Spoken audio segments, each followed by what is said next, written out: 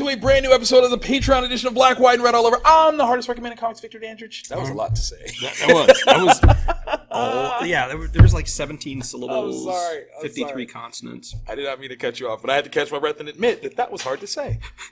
And you are, sir. Ryan. It's just the minimalist approach. It sucks so bad. I'm sorry. I was excited. Yeah, but this book is yes. full of stupid goodness.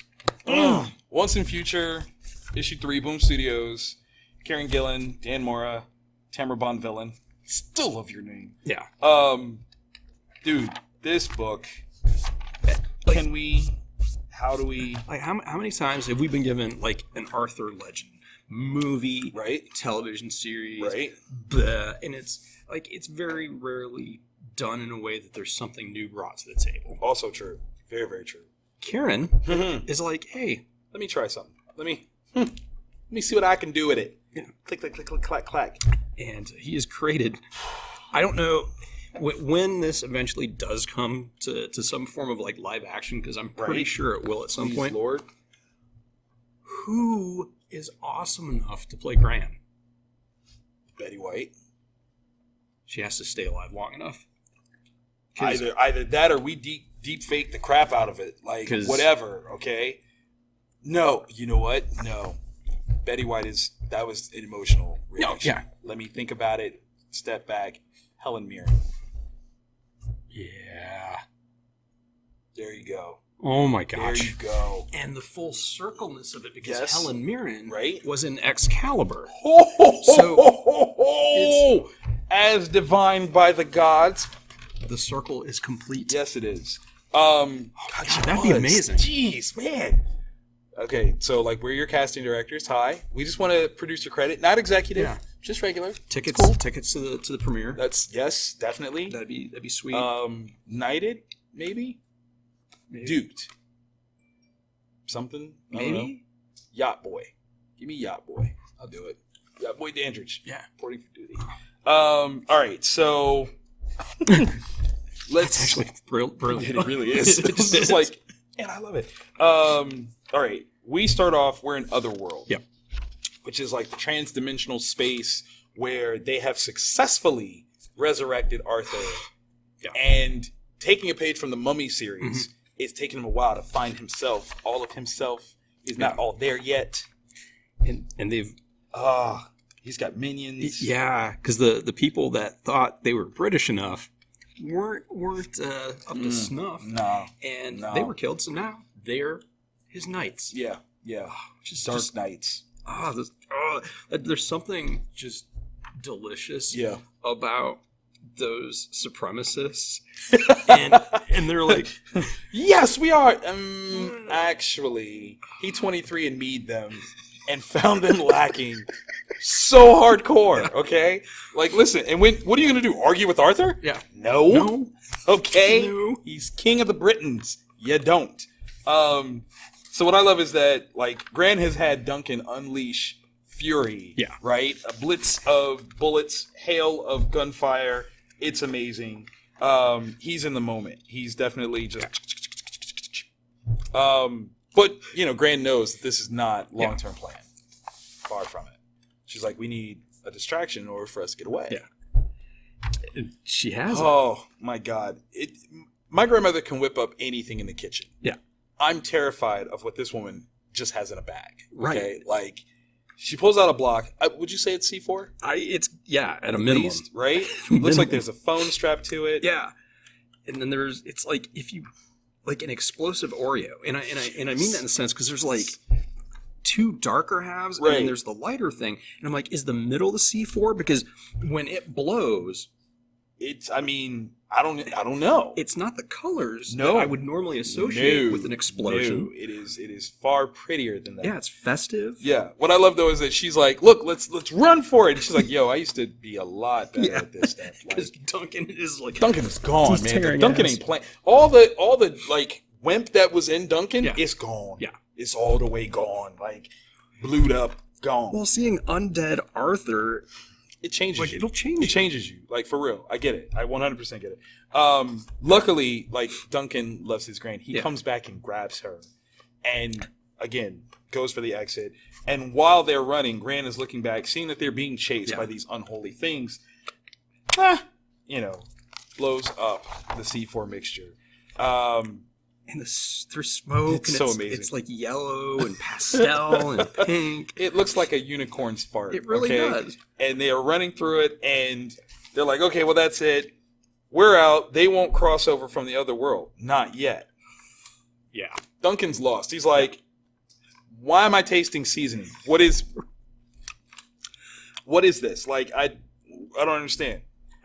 And of course, Gran. Yep. Meteoric iron, sea salt, garlic, silver filings, wolfsbane, and some high explosives. She's covering all her bases. Covering everything. If you don't know what's going to get you, bring a little something that kills everything. Is it a ghost? Is it a werewolf? Is it a vampire? Is it a questing beast? Who knows? I don't know, but it ain't coming over here. Mm-hmm. Like, that's what... I don't know, but it's dead. Like, that's the way. I love it. And she's, like, testing him at the same time. It's like... How do you kill a vampire, dear? He's like, a stake through the heart, yes? Yeah. She's like, and a stake through the heart kills a lot of things. I love Where's the lie? Because she's not wrong. She's not. But it, like, makes you wonder, like, because when he's talking about later in this issue and also in the previous issues, like, she would only let him watch certain stuff, read certain things. Was afraid it would ruin his...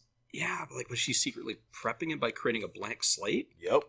Ugh. So that way, it would just be this, when I tell you this is the answer... You accept it. It's the answer. That's what it is. The Knights return to Arthur, and they have returned to the haunted world. Which is so weird, because they're looking at our world as haunted. Yeah. Whereas theirs, dead people are running around. Ancient dead people. See, that feels... That's a little bit more haunted to me. Yeah. I don't know. It's whatever. But again, like, what I adore is, like, he picked up a sword. Yeah. And it was special. Like, he pulled it out of a rock. Which is supposed to be special, right? But no, he chucks this one. He's like, I need a sword that's more befitting my throne, like who I am. Yeah. What does that mean? What? What would be more swordier? Right. Like, you pulled that out of a stone. Like, that means you're worthy, right? Thor couldn't have done it. Yeah. What is... I don't... So, yeah, she... Gran is a smoker. Yeah. I love her. Duncan's like, okay, so we're safe. What now? And she's like, well, we need a certain... Yeah, we need someone with a historical background. Yeah. Her normal go-to is dead. It sucks, But who else do they have access to that has a history degree, that's a professor, right? Has a doctorate in history of the realm? Wait. The young lady that Duncan was on a date with. Right, Rose, yeah. She...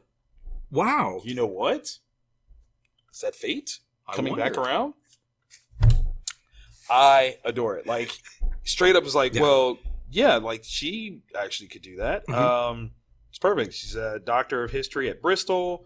Even he admits, like, wow, that's a weird coincidence. Yeah. Because then you're like, was I on a date with her because other powers were setting things into motion? Or, this is how I feel.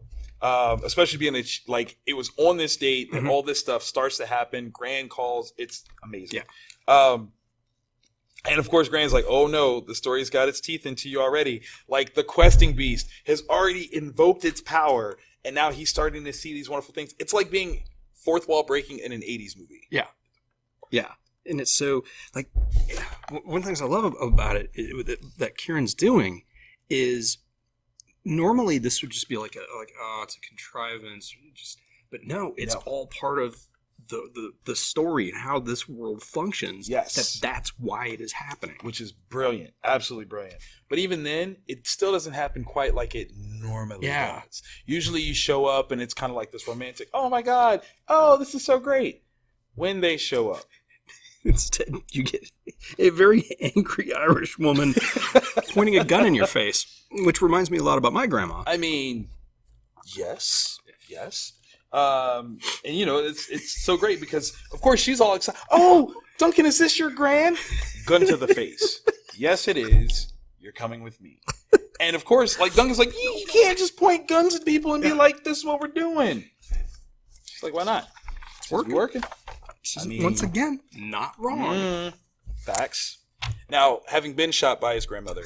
Right. That's the got to be a very tough situation. How do you reassure someone that this woman won't shoot when you've been shot by her? Yeah. Well, Duncan's family. So I mean, like maybe she won't shoot a non-family member. You know what? That's a real thing. Like there are times when family members sting a little harder than non-family members. That's true. I don't think Gran cares. Yeah, I think Gran is an equal opportunity shooter. I'm just saying, it just seems that way. But they take their leave and they go to this archive place. Super dark, super scary, and very strict instructions do they find. In a lockbox within a lockbox, which Gran has a key to the inner lockbox, which is great. I want to know what's up with 1988. Yeah, and what's up with that? And how there's some sentiment attached to it. Like, what year did Excalibur come out? I don't know. Wait, we need some Jeremy's info here. Jeremy's going to look it up. If Excalibur came out in 1988, dude. Because I thought maybe like Gran and the dude hooked up in 88, but if it's Excalibur. Okay. Dang it. Yeah, dang it. What is 88, man? Okay, I need to know. So yeah, more keys, lots of keys actually, very specific notes. Whatever the person who gave you this tells you is entirely true. Help in whatever way you can. At all costs, do not tell anyone else. Use all tools herein. If we survive this emergency, you can read the rest. What sort of mystery box is this? Right. And what's the rest? Right. Like, my mind is full of questions. Like, all the questions. Yeah. I'm sorry. Signed Sir Charles West.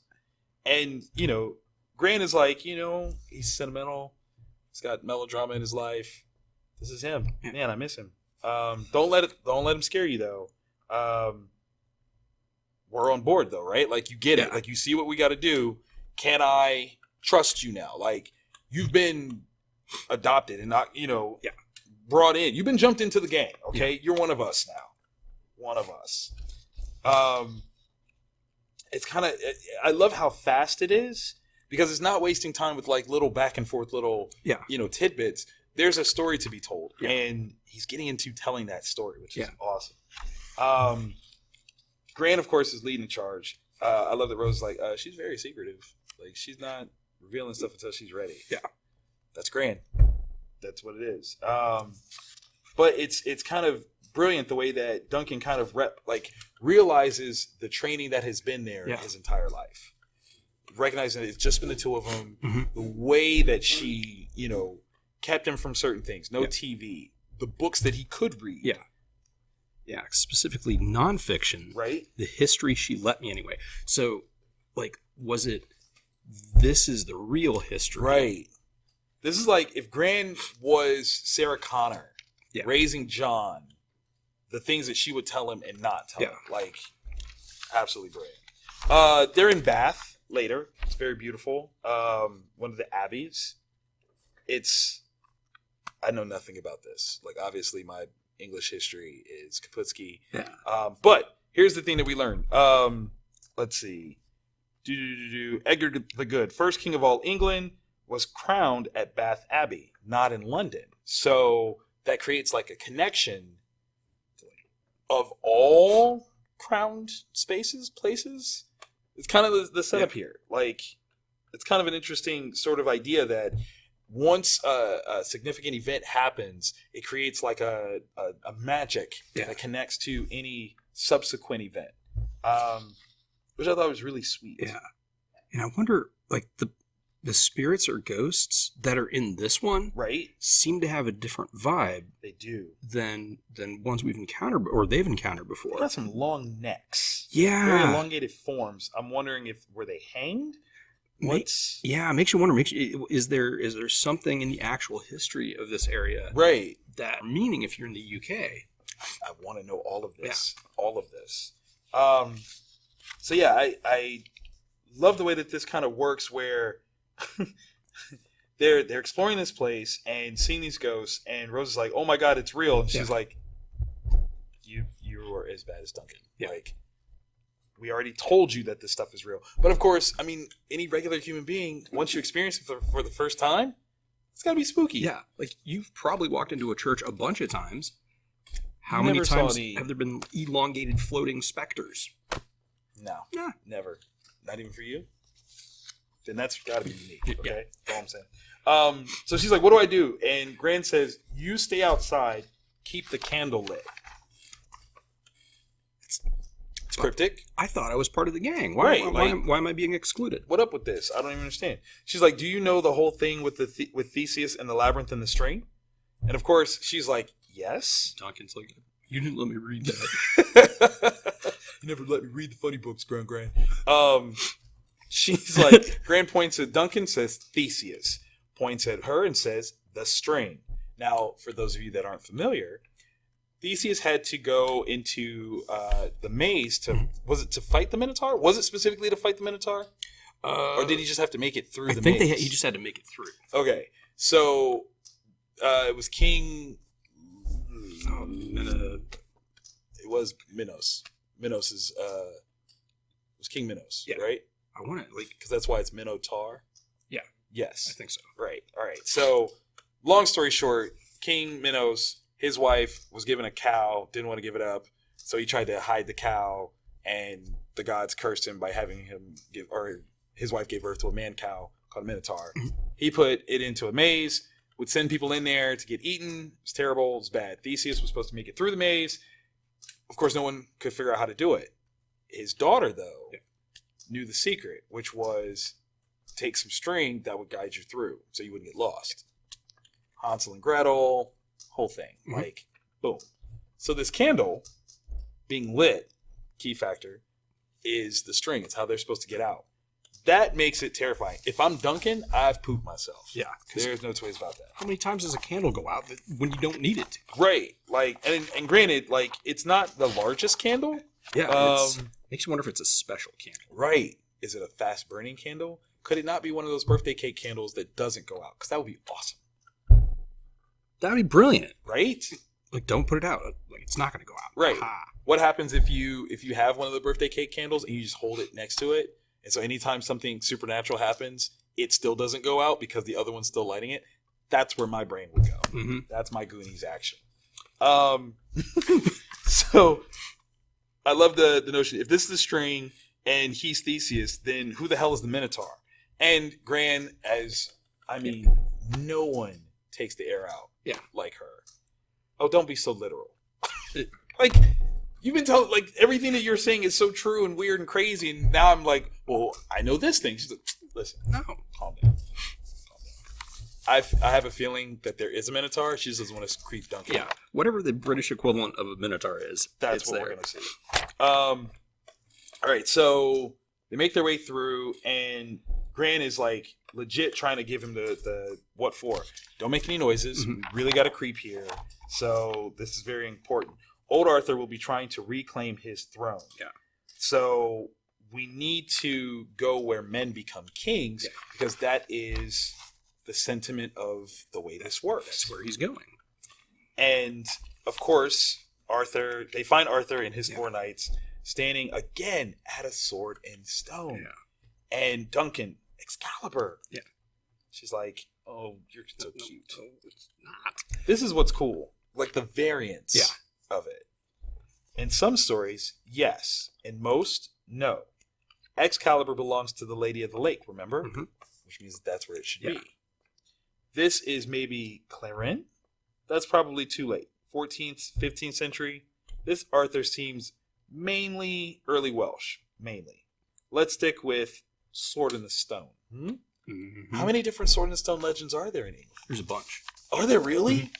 Yeah, there's a bunch of variations of the Arthurian legend that is like, so depending on what time period they come from. Yeah, it's like we only, like stateside. Yeah. We only get what's in the movies. Oh. So, like. That's awesome. That's awesome. So, Arthur pulls this sword out and suddenly gets like this gnarly, doomish cloak with the horn still poking through. It's a sweet cloak. It is sweet. It's got like pseudo-spawn, like skullness on it. Yeah. He's like, it speaks to me of Britain. It hungers for the throat of Saxon men. You ain't British enough. You're not though. So, the evil psycho chick from before presents her kid Galahad, and he's already in full plate. Like for real. Like he was born of this. Like he's ready, sword in hand and everything. Well, that's the other thing is when he says, "I was bred for this purpose, my king." Okay, like all the other people that were like, "Hey, Arthur, we're in here," and he's like, "No, you guys." This dude passes the test, right? So how? I don't know if pure blood is the right phrase for it, but like he is of that descent, and not deviating at all. Nope. So like, has that been something that family's been like, okay, it's gonna happen, it's gonna happen. Keep the bloodline. Just keeping it, just preparing. And I love the breakdown. So how does Galahad find the Grail? It was just what he does. Yeah. Originally, it was Percival, that poor innocent, but they sidelined him with Galahad in the latter stories. So he got to tag along with Bors, I think. I love the notion of all of these different myths, iterations like crashing together. Yeah. And then because they're all of the same myth, all of them are true. Yeah. Which is such a paradox. It's so freaking brilliant. Galahad's the son of Lancelot. He's the greatest knight. Chosen one's silliness. Like, it's just what he's supposed to be. It makes you wonder, is there now also a Lancelot that we're not aware of? That's a good question. And if so, what does that make her? Is that Guinevere? Right, because that was my understanding was Galahad was the son of Guinevere and Lancelot. That's right, Guinevere cheated. Crazy. Watch First Night. Or don't. That's the one with Richard Gere? Yes. Yeah. Or don't. All right, so what I love is Gran is she's about the business. Duncan, of course, is like, okay, I don't understand, what are we going to do? She's like, just give me a second, then kneel. He's like, oh, are we going to pray to something? Like, what do we... Yeah, I mean, like, there was, like, all the mystical stuff in the explosion. There's the ghost. Church. Prayer seems like it's not out of the question. Right. Gran breaks it down. She's like, Galahad finds the Grail. The Grail heals the land. None of us would survive that plague of story. So we got to stop Galahad, right? Boom. Well, so how do we stop him? And we just make sure Galahad doesn't find the Grail. And Gran, the pragmatist that she is, has a rifle with a sight. Mm-hmm. And she's going to shoot Galahad in the face. From afar, okay? Listen, to be continued. Gran ain't playing with y'all out here, okay? She's in these streets. She is a thug for real. How many other writers would have been like, okay, we have to come up with like some weird mystical incantation, or we have to find this stick and break it over the water? Yeah, no. Karen's like, no, we're just going to shoot him in the face. We're going to JFK him. This right here. So bad. I was going to say Raiders of the Lost Ark, but you're not wrong, okay? What I literally hope is that she does succeed in doing this, just to see how this does disrupt the plan. Like, what happens if this is the case? Like, this is going to be nuts. Will this kid get resurrected right away? I don't know. But I'm on board. This was Once and Future number 3. Yeah. I cannot wait for number 4. Yeah. So good. Oh, man. So good. To be enlightened of a culture from a comic book is one of the coolest things ever. Yeah. It makes me like a kid again. And, again, I don't know Arthurian legend like that. I know the things, but not all the things. Yeah. And to see this different take on it is so fun, so cool. As I asked in the free show, I want to know, are there different things in this that we don't pick up on because as Americans we don't get like the little subtleties of it, but UK readers would be like, that's funny, or oh no, you can't say that. No, you didn't. Yeah, I'm curious. I'm so curious. God, this is such a good book. Yeah. I love Gran. Yeah. Gran she's tip top. Helen Mirren, man. That would be amazing. Man. Make Y'all it happen. tweet that. Let's get out there. Let's do this tweet storm. Universe, words to power. Make it happen because we deserve this. Who would be Duncan though? Oh, that's okay. If are we gonna stick to the red hair and green eyes? We can try. I think the actor played Wash in Firefly. Alan Tudyk? Yeah, maybe. Not bad. And he's got the look, but does he have the... You know what? Okay. I would have actually gone Tom Hiddleston. Not bad. Loki is Loki does not actually have brown Right, hair or black hair. It's actually kind of blondish red. And he could have that befuddled. I think he would do that really well. And then Helen Mirren slapping around would be hilarious. Oh my gosh. I'm all in for that. Throwing it out there. Just throwing it out there. Just a little. And so, yeah. This is, I'm all for this. Pick it up. Yeah. Buy it. Get it. You deserve it. Treat yourself. Boom. Studios. See that? Yeah.